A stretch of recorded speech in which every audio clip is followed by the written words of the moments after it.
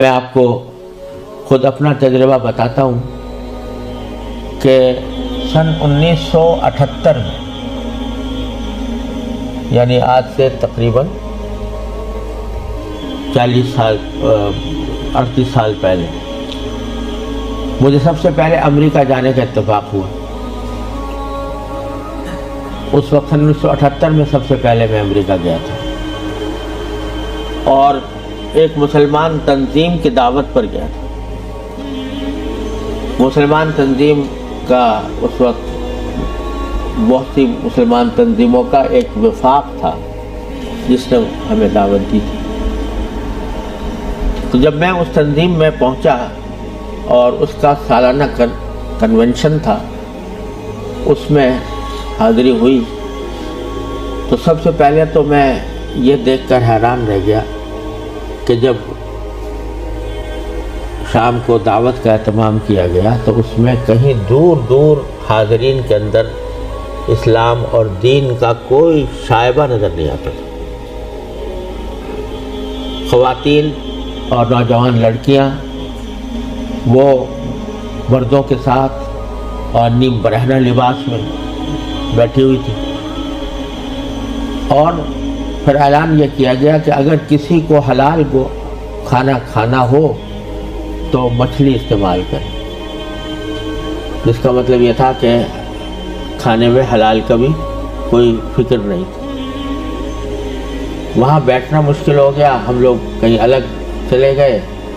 उसके बाद मालूम हुआ कि एक रक़्स व सुरूद की ज़बरदस्त महफिल मुनक़िद हुई। एक बोटिंग का प्रोग्राम था, उस बोटिंग के प्रोग्राम में सारा जो प्रोग्राम था वो रक़्स व सुरूद की महफिल में गुम होकर रह गया। ये सारे नज़ारे देखने के बाद जब मुसलमान तंजीम जिसने दावत दी थी उसके सरबराह से मैंने शिकवा किया कि भाई आप इन्हें मुसलमान तंजीम है और इसमें कहीं दूर दूर भी कोई साहिबा दीन का नज़र नहीं आता, तो आप क्या करते हैं, किस वजह से आपने ये इज्तिमा मुनक़िद किया। तो वो लबनानी थे वो साहब जिनसे मैंने शिकवा किया, तो उसके जवाब में उनकी आंखों में आंसू आने लगे और कहने लगे मौलाना आप सही कहते हैं, लेकिन ये वो कौम है कि जिसके बारे में बस हम इतना चाहते हैं कि ये कम से कम अपने आप को मुसलमान कहती रहे। ये अगर हम ये समझते हैं कि अगर ये सिर्फ अपने आप को मुसलमान कहती रहे तो ये भी हमारी कामयाबी है, वरना इसको इस्लाम से कोई ताल्लुक़ रहा नहीं। इनके आबा व अजदाद खाने पीने की तलाश में, तिजारत और मईशत की तलाश में यहाँ आए थे। उनको अपने बच्चों की तालीम और तरबियत की कोई फिक्र नहीं थी। ये इसी माहौल के अंदर पले बड़े हैं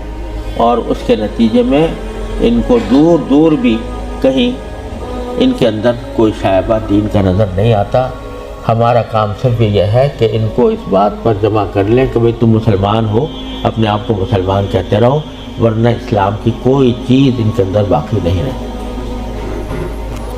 ये मंज़र मैंने सन 1978 में अपनी आँखों से देखा और ये इबरत हुई कि अगर